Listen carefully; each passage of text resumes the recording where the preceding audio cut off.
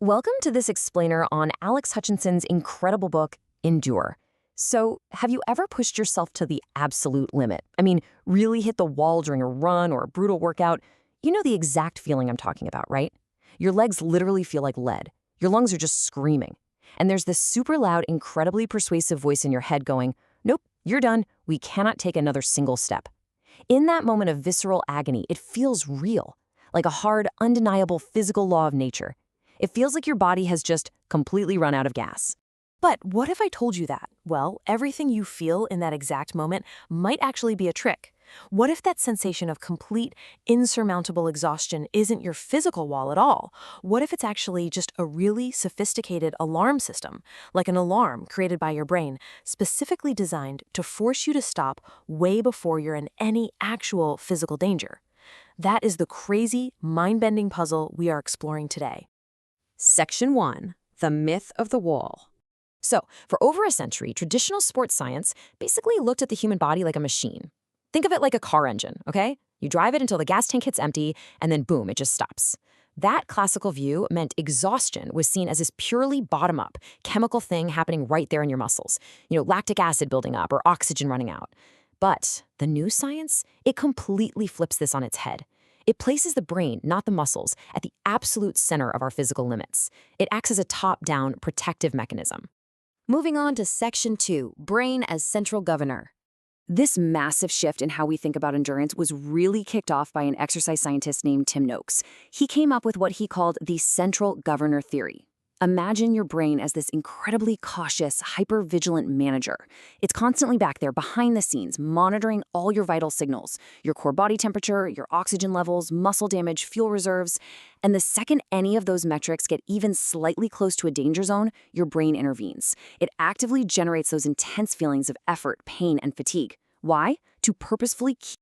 And here is the absolute crucial takeaway. Fatigue is fundamentally an emotion.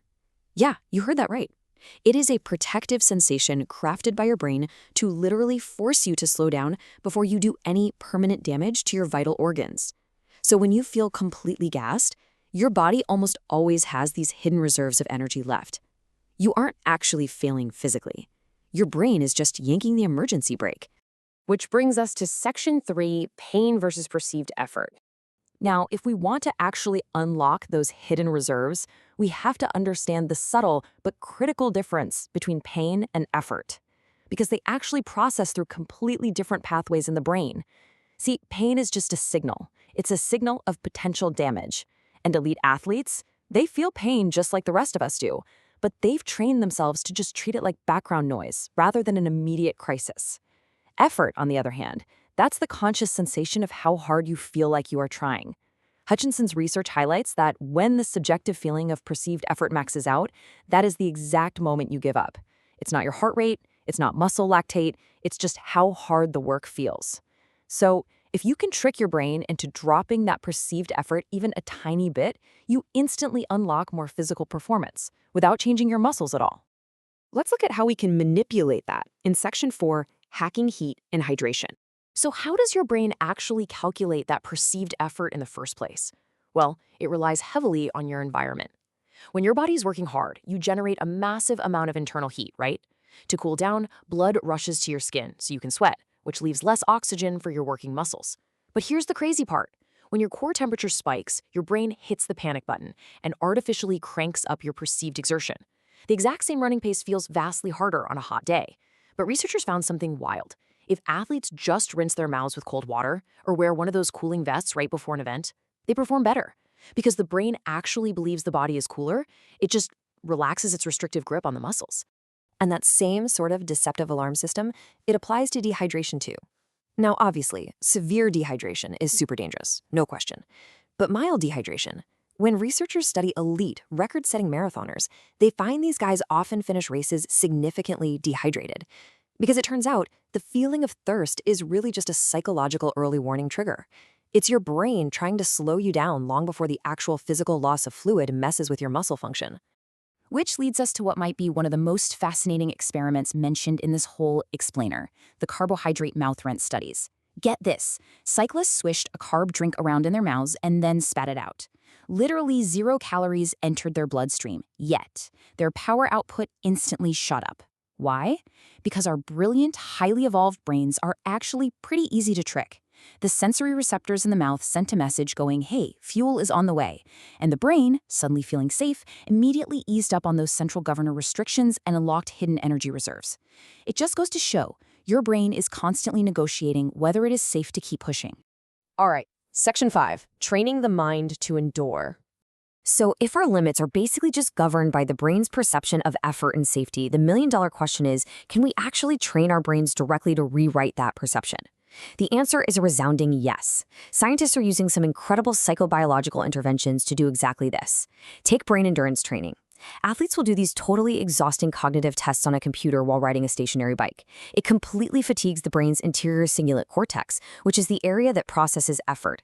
Then, when they go to race later without the mental test, the physical exertion feels like a breeze. Researchers are also seeing huge boosts from subliminal positive imagery, swapping out negative internal monologues for positive self-talk, and even, get this, using mild electrical brain stimulation to literally dampen pain signals. Altering the brain directly changes your physical capacity. And we see this taken to the absolute extreme, with athletes operating on the very fringes of human survival. Think about high-altitude mountaineers pushing up a peak without oxygen. They face immense brain resistance. Or, even more dramatically, elite freedivers. These folks rigorously train their minds to just stay perfectly calm and completely ignore those agonizing diaphragm spasms triggered by carbon dioxide buildup. They prove, without a shadow of a doubt, that our mental tolerance for even the most primal biological alarms can be intentionally expanded. Finally, Section 6, breaking your own limits. But look, you don't need some sci-fi brain stimulation machine or to dive hundreds of feet underwater to stretch your own capacity. Actually, the most powerful tool of all for expanding human performance is just belief. Think about the 4-minute mile. For decades, medical experts swore it was physically impossible. They said a human heart would literally explode. Then, in 1954, Roger Bannister broke the barrier. And within a few short years, dozens of other runners did the exact same thing. Human biology and muscle physiology didn't just magically evolve overnight in 1954, right? What changed was our collective belief about what was actually possible. When you genuinely believe you can do it, your brain releases its grip. And this plays directly into how we pace ourselves. Whenever you start a run or even just a tough project, your brain calculates a template pace based on conditions and past experience. If you go out too fast, your brain spots the mismatch and spikes your feeling of fatigue to drag you back into the safety zone. Mastering pacing, it's really just this ongoing, artful negotiation with your brain's alarm system. You're basically just teaching your central governor to trust that you aren't going to collapse. So, what should you take away from all this incredible science? First off, treat fatigue as an alarm, not a hard limit. You almost always have extra gas in the tank. Second, manage your perceived effort. Use positive self-talk to keep things feeling relaxed. Third, respect the environment, for sure, but don't let a little heat or mild thirst become a mental excuse to just quit early. Fourth, leverage the power of belief to break your own mental ceilings. And fifth, intentionally train your mind. Mental toughness is a muscle, and you build it through deliberate exposure to discomfort. The true limits of human performance, they're not drawn in permanent ink. They are surprisingly elastic and deeply, deeply connected to the power of your mind. So the next time you hit a wall, whether it's at the gym, out on a run, or just tackling a really tough daily task, I want you to remember that wall is largely just a creation of your own brain, trying to keep you safe and comfortable. Reframe the challenge. Take a breath. Stay calm. And I'll leave you with this. What could you achieve today if you knew your wall was just an illusion?